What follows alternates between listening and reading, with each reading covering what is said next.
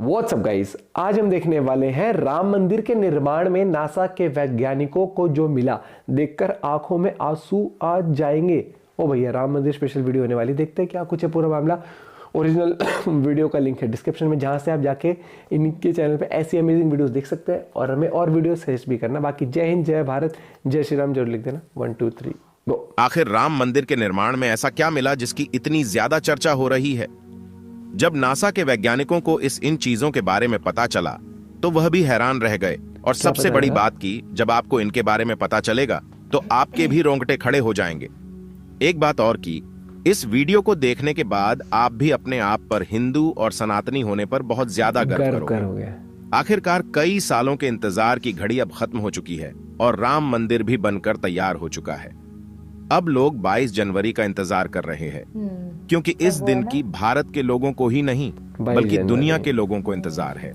लोग राम लल्ला की स्थापित होने वाली मूर्ति को देखकर झूम उठेंगे, क्योंकि इस दिन के बाद राम मंदिर के दरवाजे हमेशा के लिए भक्तों के लिए खोल दिए जाएंगे। इस मूर्ति को बनवाने के लिए देश के 3 सबसे बड़े मूर्तिकारों को बुलवाया गया है, और जो भी भक्त इस ऐतिहासिक पल को अपनी आंखों से निहारेगा वह जीवन मरण के बंधन से मुक्त हो जाएगा। क्योंकि यह तो आपको पता ही होगा कि 22 जनवरी 2024 को राम मंदिर में रामलाल की मूर्ति की प्राण प्रतिष्ठा होगी। लेकिन यह मंदिर तो बनकर भले ही तैयार क्यों ना हो गया हो, लेकिन इसके निर्माण के समय कई ऐसे चमत्कार हुए हैं, उसे देखकर मंदिर के पड़ती समेत कई लोग दंग रह गए हैं। यहां तक इन चीजों को देखकर नासा के वैज्ञानिकों ने तो अपना सर ही पकड़ लिया है, और वह एक ऐसी गहरी सोच में पड़ गए हैं कि मानो उन्होंने कोई भयानक चीज देख ली हो। आज की इस वीडियो में हम राम मंदिर के बनते वक्त हुए उन चमत्कारों और रहस्यमयी चीजें के बारे में आपको बताएंगे, जिसे सुनकर शायद आप भी यकीन ना कर पाओ। लेकिन वीडियो को शुरू करने से पहले प्रभु श्री राम के सच्चे भक्त होने के नाते आप लोगों को इस वीडियो को लाइक करके नीचे जय श्री राम कमेंट में लिखना होगा, ताकि प्रत्येक देशवासी को यह पता लग जाए कि हम हिंदू भी किसी से कम नहीं है। नमस्कार दोस्तों, तो आप देख रहे हैं mystery of God YouTube channel पर नए हो तो इसे सब्सक्राइब करना मत भूलिएगा, ताकि ऐसी ही रहस्यमय वीडियो आपको लगातार देखने को मिल सके। आपको बता दें कि जब यहां मंदिर निर्माण का काम चल रहा था तब एक 1200 खांभों की ड्राइंग तैयार करवाई गई और अमेरिका से एक विशिष्ट वैज्ञानिकों की टीम को बुलवाया गया, ताकि वे इसका निरीक्षण करके होने वाली हर एक कमियों को दूर कर दे और राम मंदिर की शान में 4 चांद लगा दे। लेकिन जैसे ही राम मंदिर के निर्माण के वक्त वहां की धरती को खुद गया, तब उस धरती से एक ऐसी वस्तु निकली कि उसे BCC देखकर सभी के होश उड़ गए। और उसे चमत्कारी और दिव्या वस्तु ने न सिर्फ उन वैज्ञानिकों के होश उड़ाए बल्कि भारत सरकार को भी हिलाकर रख दिया, जिसके बाद तुरंत एक कमेटी बनाई गई और उसकी जांच के लिए लगा दी। लेकिन उसके बाद कुछ ऐसा हुआ कि वे सभी भी प्रभु श्री राम के भक्त बन गए। दरअसल यह बात है राम मंदिर के निर्माण के समय की, जब अमेरिका से थॉमस नाम के एक वैज्ञानिक भारत में राम मंदिर निर्माण कार्य के दौरे पर आए हुए थे।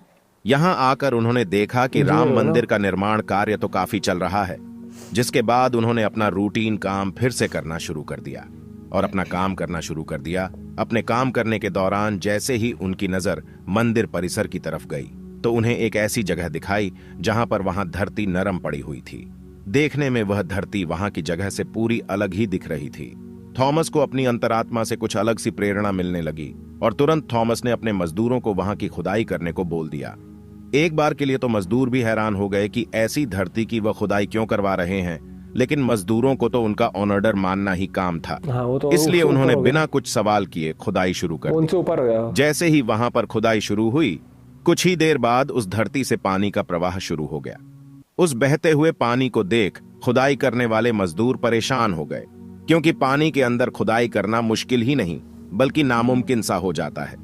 लेकिन जब इस पानी का सर्वेक्षण किया तो पता चला है कि यह पानी तो पास ही में बह रही सरयू नदी का पानी है। वे लोग यह समझ नहीं पाए कि यह माता सरयू का आशीर्वाद है कि वह खुद राम मंदिर की निर्माण में सहयोग कर रही थी। इस पानी ने सभी वैज्ञानिकों को एक गहरी सोच में धकेल दिया। वे यह सोचने लग गए कि अगर ऐसे ही पानी निकलता रहा तो जहां एक भव्य मंदिर का निर्माण कैसे हो पाएगा, क्योंकि एक पानी वाली सतह पर मजबूत मंदिर बनवाना कोई हंसी खेल की बात नहीं थी। उस समय सभी के दिमाग में एक ही बात थी कि सरयू नदी का मंदिर की भूमि के नीचे मिलना कोई चमत्कार है या फिर कोई कुदरत का करिश्मा, यह कोई भी नहीं जानता था। आखिरकार जब कोई भी समाधान नहीं मिला, तब सभी मिलकर श्री राम से प्रार्थना करने लगे, क्योंकि जाहिर सी बात थी, जब तक वो माता सरयू के पानी की धारा बंद नहीं होगी तब तक आगे का काम शुरू नहीं किया जा सकता था। लेकिन अगले ही दिन श्री राम ने उनकी पुकार सुन ली और माता सरयू का पानी स्वतः ही बंद हो गया और एक बार फिर राम मंदिर का निर्माण कार्य जोरों शोरों से शुरू हो गया।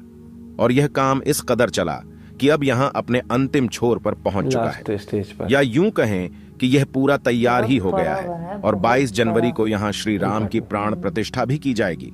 यह मंदिर इतना भाव बना है कि इस देखने के लिए भारत सरकार ने यहां पर एक अंतर्राष्ट्रीय हवाई अड्डा भी बनवाया है, ताकि देश और दुनिया के लोग सीधे ही यहां पर आ सके और इसे देख सकें।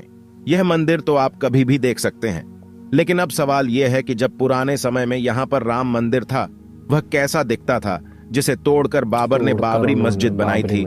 उसे राम मंदिर का निर्माण आखिर किसने किया था? क्योंकि यह रहस्य आज तक सीमित लोगों को ही पता है, ज्यादातर लोगों को इसके बारे में कुछ भी मालूम नहीं है। तो चलिए आज मैं आपको इसका पूरा रहस्य इस वीडियो के माध्यम से बता देता हूं, तो बने रहेगा हमारे साथ वीडियो में एंड तक। आखिर उस समय भगवान राम की नगरी अयोध्या को किसने बनाया था? यह पवित्र नगरी हिंदुओं के लिए बहुत ही ज्यादा महत्वपूर्ण है, क्योंकि यहाँ पर स्वयं प्रभु श्री राम का जन्म हुआ था, इसलिए इसे राम जन्मभूमि भी कहते हैं। इतिहासकारों के अनुसार कौशल प्रदेश की प्राचीन राजधानी अवध को कालांतर में अयोध्या और बौद्ध काल में साकेत कहा जाने लगा। अयोध्या मूल रूप से मंदिरों का शहर था। हालांकि यहाँ खुदाई के वक्त आज भी हिंदू, बौद्ध एवं जैन धर्म से जुड़े मंदिरों के अवशेष देखे गए, जिसमें खंभों से लेकर हिंदू आकृतियां बनी हुई थीं। अयोध्या नगरी में होने का वर्णन भी वाल्मीकि रामायण में मिलता है। कहते हैं कि भगवान श्री राम के जल समाधि लेने के पश्चात अयोध्या कुछ काल के लिए उजाड़ सी हो गई थी, लेकिन उनकी जन्मभूमि पर बना महल वैसे का वैसा ही था। भगवान श्री राम के पुत्र कुश ने एक बार पुनः राजधानी अयोध्या का पुनर्निर्माण कराया। इस निर्माण के बाद सूर्यवंश की अगली 44 पीढ़ियों तक इसका अस्तित्व आखिरी राजा महाराजा बृहदबल तक अपने चरम पर रहा। कौशल राज बृहदबल की मृत्यु महाभारत युद्ध में अभिमन्यु के हाथों हुई थी। महाभारत के युद्ध के बाद अयोध्या उजड़ सी हो गई, मगर श्री राम जन्मभूमि का अस्तित्व फिर भी बना रहा। इसके बाद यह उल्लेख मिलता है कि ईसा के लगभग 100 वर्ष पूर्व उज्जैन के चक्रवर्ती सम्राट विक्रमादित्य एक दिन आखेट करते करते अयोध्या पहुंच गए। थकान होने के कारण अयोध्या में सरयू नदी के किनारे एक आम के वृक्ष के नीचे वे अपनी सेना सहित आराम करने लगे। उस समय यहाँ घना जंगल हो चला था, कोई बसावट भी यहाँ नहीं थी। महाराज विक्रमादित्य को इस भूमि में कुछ चमत्कार दिखाई देने लगे। तब उन्होंने खोज आरंभ की और पास के योगी व संतों की कृपा से उन्हें झांत हुआ कि यह श्री राम की अवध भूमि है। उन संतों के निर्देश से सम्राट ने यहाँ एक भव्य मंदिर के साथ ही कूप, सरोवर, महल आदि बनवाए। कहते हैं कि उन्होंने श्री राम जन्मभूमि पर काले रंग के कसौटी पत्थर वाले 84 स्तंभों पर विशाल मंदिर का निर्माण करवाया था। इस मंदिर की भव्यता देखते ही बनती थी। विक्रमादित्य के बाद के राजाओं ने समय समय पर इस मंदिर की देखरेख की। उन्हीं में से एक शुंग वंश के प्रथम शासक पुष्यमित्र शुंग ने भी मंदिर का जीर्णोद्धार करवाया था। पुष्यमित्र का एक शिलालेख अयोध्या से प्राप्त हुआ था, जिसमें उसे सेनापति कहा गया है तथा उसके द्वारा 2 अश्वमेध यज्ञों के किए जाने का वर्णन है। अनेक अभिलेखों से झांत होता है कि गुप्त वंशीय चंद्रगुप्त द्वितीय के समय और तत्पश्चात काफी समय तक अयोध्या गुप्त साम्राज्य की राजधानी थी। गुप्तकालीन महाकवि कालिदास ने अयोध्या का रघुवंश में कई बार उल्लेख किया है। इतिहासकारों के अनुसार 600 ईसा पूर्व अयोध्या में एक महत्वपूर्ण व्यापार केंद्र था। इस स्थान को अंतरराष्ट्रीय पहचान 5वीं शताब्दी में ईसा पूर्व के दौरान तब मिली जबकि यह एक प्रमुख बौद्ध केंद्र के रूप में विकसित हुआ। तब इसका नाम साकेत था। कहते हैं कि चीनी भिक्षु फाहियान ने यहाँ देखा कि कई बौद्ध मठों का रिकॉर्ड रखा गया है। यहाँ पर 7वीं शताब्दी में चीनी यात्री हेनत्सांग आया था। उसके अनुसार यहाँ 20 बौद्ध मंदिर थे तथा 3000 भिक्षु रहते थे और यहाँ हिंदुओं का एक प्रमुख और भव्य मंदिर भी था, जहां रोज हजारों की संख्या में लोग दर्शन करने आते इतिहास थे। में कितना इसके बाद कुछ ईसा की 11वीं लोगों को शताब्दी पता। में कन्नौज नरेश जयचंद आया तो उसने मंदिर पर सम्राट विक्रमादित्य के प्रशस्ति शिलालेख को उखाड़कर अपना नाम लिखवा दिया। पानीपत के युद्ध के बाद जयचंद का भी अंत हो गया। इसके बाद भारतवर्ष पर आक्रांताओं का आक्रमण और बढ़ गया।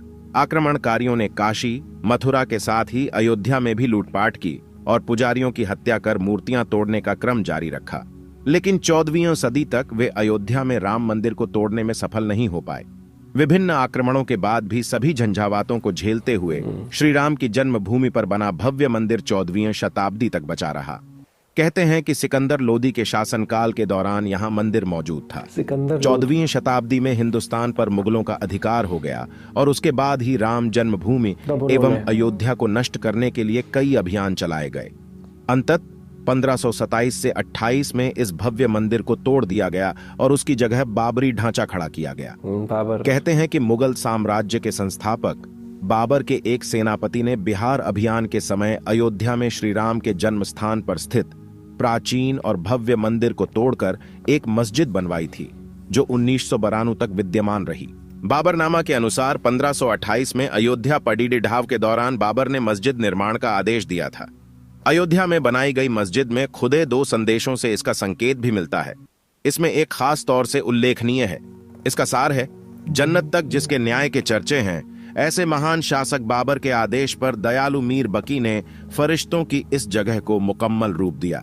हालांकि यह भी कहा जाता है कि अकबर और जहांगीर के शासनकाल में हिंदुओं को यह भूमि एक चबूतरे के रूप से सौंप दी गई थी, लेकिन क्रूर शासक औरंगजेब ने अपने पूर्वज बाबर के सपने को पूरा करते हुए यहां भव्य मस्जिद का निर्माण कर उसका नाम बाबरी मस्जिद रख दिया था। लेकिन अंत में बाबरी मस्जिद का भी विध्वंस कर दिया गया और इस जमीन पर कई वर्षों तक कैसे चलता रहा और अंत में यह जमीन हिंदुओं को सौंप दी गई, जिस पर आज श्री रामलाल का भव्य मंदिर बनकर तैयार हो चुका है। और 22 जनवरी को यहाँ पर प्राण प्रतिष्ठा भी कर दी जाएगी, जिसकी तैयारी अब वैसे अगर आप में से कोई अयोध्या निवासी है तो हमें अयोध्या के बारे में कमेंट में जरूर बताना और ऐसी ही जानकारी को जानने के लिए चैनल को सब्सक्राइब करना मत भूलिएगा। धन्यवाद भाई, बहुत कुछ जानने को मिला। और ये चीज तो है कि देखो वो कहते हैं ना, ट्रुथ मस्ट प्रिवेल, और जो सच्चाई है वो हमेशा सामने आती है। और काफी लोग इस डिबेट में हमने देखा कि न्यूज में भी डिबेट करते थे, नहीं यहाँ पर मस्जिद ही था, हमेशा से ये था। सच्चाई ये है कि ये मुगलों का राज आया, उन्होंने भाई बहुत सारे मंदिरों को तोड़ा और वहां पर मस्जिदें बनाई। तो जो अब धीरे धीरे पता लग रहा है, और मुझे यही थोड़ा सा ये लगता है कि सरप्राइजिंग भी लगता है कि जब अगर कोई कहता है कि नहीं यहाँ पर मंदिर था पहले और फिर मस्जिद बन गई, तो उसके ऊपर अगर वो कह रहे हैं कि पिटीशन फाइल कर रहे हैं और उसमें कह रहे हैं कि सुप्रीम कोर्ट में पिटीशन लगा रहे हैं और एक ऑर्डर अगर ये होता है कि जांच पड़ताल की जाए साइंटिफिक तरीके से, तो उसमें कोई हिचकिचाहट वाली बात नहीं होनी चाहिए, क्योंकि जो जिसका हक है वो उसको मिलना चाहिए। इसमें हिंदू मुस्लिम वाली बात नहीं है। और भाई राम जन्मभूमि का आप हर जगह जिक्र है, सबको पता है, सबको ये पता है कि जब मुगलों, आज के टाइम पर आप देखोगे तो वही वाली बात है सुधांशु त्रिवेदी सर की, कि अगर आप डीएनए टेस्ट कराओगे तो आपको पता लगेगा कि कितने लोग कन्वर्ट हो गए थे। और फिर उसके बाद आज अब लोग समझ नहीं पाते हैं बहुत सारी चीज़ें भी। लेकिन मैं ये कहूँगा भैया देखो, सबकी अपनी आस्था होती है, लेकिन जो सच है सच सामने आता है और वो चीज़ आई है।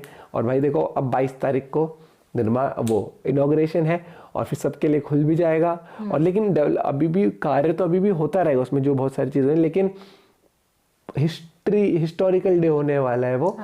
और सबको बधाइयाँ। और एक और चीज़ मैं कहना चाहूँगा कि भाई वो कहते हैं ना कि न्याय वो ऐसे नहीं होता कि 2 लोग बैठ के आपस में करते, नहीं, कॉन्स्टिट्यूशन में लॉ होता है और लॉ में जब डिसीजन आता है सुप्रीम कोर्ट से आता है, तो वो ऐसा नहीं होता कि इसकी जान पहचान पुलिस वाले से थी या इससे आती थी। वो हर तरीके से होता है एविडेंस, वहाँ चलता है एविडेंस, और एविडेंस के बाद डिसीजन लिया गया था। और अब ये काम आपके सामने इस तरीके से पूरा हुआ है कि अब बड़े कितने सारे सेलिब्रिटीज को वहां बुलाया गया। वीडियो बहुत इंटरेस्टिंग थी, जिस तरीके से उन्होंने एक एक चीज हिस्ट्री भी बताई, किस तरीके से वहां पर फिर जैसे चाइनीज भिक्षु भी आते थे, चाइना के भिक्षु आए, उन्होंने भी, तो हर जगह वर्णन था है और हमेशा अब ये देख लेना रहेगा। मिलते हैं आप लोगों से एक और वीडियो के साथ। Bye bye, take care.